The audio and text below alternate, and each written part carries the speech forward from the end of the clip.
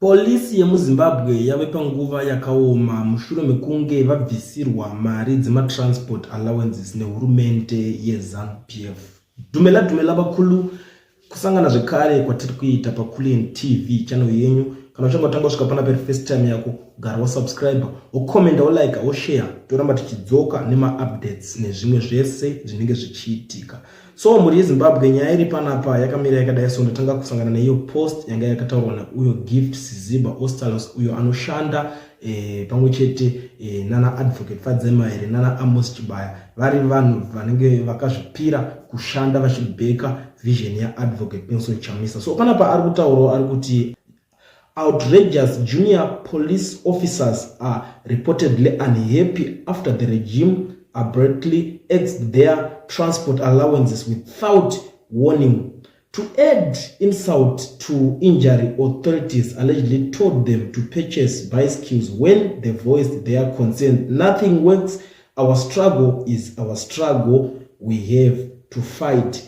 It's homeland or death. Ndo post yanga yakanyorwa nava Gift Siziba Ostalos. So zvichakadaro pabva pabudikira vanoitwa vaDexter Nduna avo vaimbova MP webato reZANU-PF vazobudikira vachitaura kuti it's not good to publish lies and malice. I hope you stand and answer for this sad story one day. So tabva tafunga kuti zvichida nyaya yacho ndeyekunyeba, ndobva tambofunga kusiyana nazvo, asi tazoona bepa zvekare reZim-I richibuditsa richitaura nyaya richiti the government has scrapped the transport allowances for junior police officers without any prior notice, leaving them in a precarious situation as they now struggle to commute to their workplaces. According to officers who spoke on condition of anonymity, this decision is forcing them to resort of humiliating their negotiations with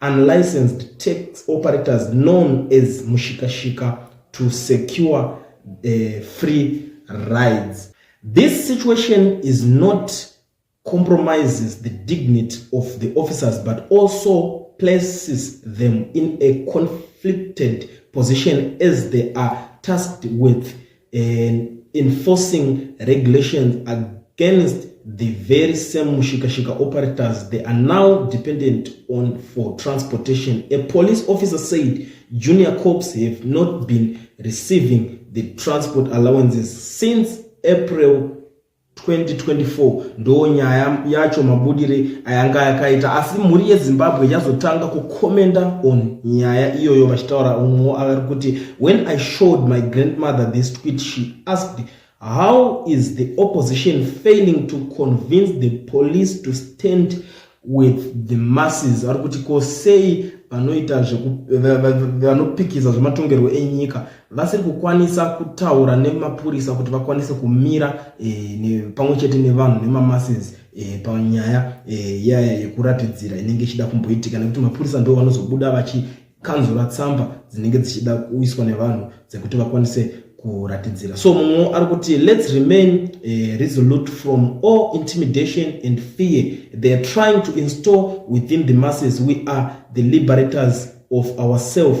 Umwe akati kunzwira mapurisa tsitsi dzei manje ngavagare vakadaro. Umwe akati these days it seems there isn't much to oppose, so the opposition has to dig deeper into other issues. Ari kupindura nyaya iyo. Umwe ari kuti ava hatina kana tsitsi dzatinombovanzwira chero vakapiwa $43 ngavagare vakadaro. Umwe akati induku paside pano. Umwe akati transport vagara vasingabhadhari saka vaibira hurumende. Well done Mutuli. Umwe ari kuti vakadzidziswa kuti shanduko ndiye vavengi saka ngavachisvinura manje kuti shanduko iya inodiwa nemunhu wese even ivo. Mumwe ari kuti tell them to demonstrate then. Umwe akati I don't feel any sympathy for them. Umwe akati do they know that millions are being looted through showed purchase of things that are not delivers. Mumwe akati don't sympathize with them, they deserve it. They should go further and slash their salaries by half and keep them at the police camps, officers, no one can convince me that they deserve anything more than $102. Akati being used to protect looters.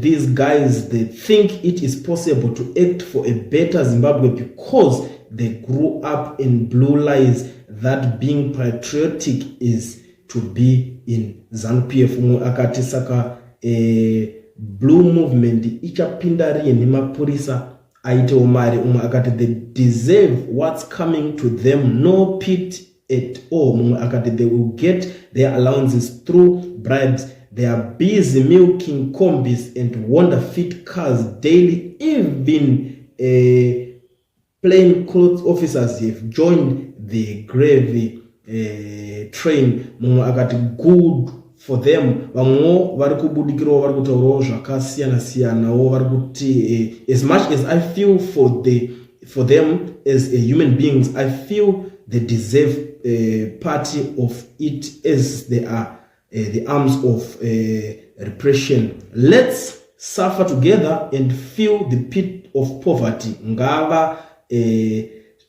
biskwe even salary yese. Those are tired and foolish lines. Go into the streets and see how some officers will deal with you. They deserve all the bicycles in their lives until they start using their minds for proper thinking. They deserve it, they deserve it, they deserve it. Police and army are the reasons why we are starving today. Anyone emphasizing with agents of doom is also doomed. These guys, I don't pit them. They are ZANU-PF dogs. They and ZNA are part of the problem. Vanhu vakawanda vari kutaura zvakawanda ende vazhinji vari kuratidza kufara nekunyimwa kana kuti nekubvisirwa mari kwaitwa pane vanhu ivava vamapurisa nekuti vari kunzi ndivo vanotikanganisa kudemonstrate kana kuti kuratidzira. Saka zviri kunzi ngavambonzwawo kuti nzara nenhamo inorwadza sei ende atimbofeta kavanzwa tsitsi ndo zviri kutaurwa nevanhu vakawanda veruzhinji panapa. Muri Zimbabwe ndo imwe nyaya yendava ndikakubatirai zvekare nhasi pachannel penyu. Kusaziva kana uchangotanga kusvika panapa iri first time yako, gara wa like this video wobva usubscribe. Tosangana pa next video.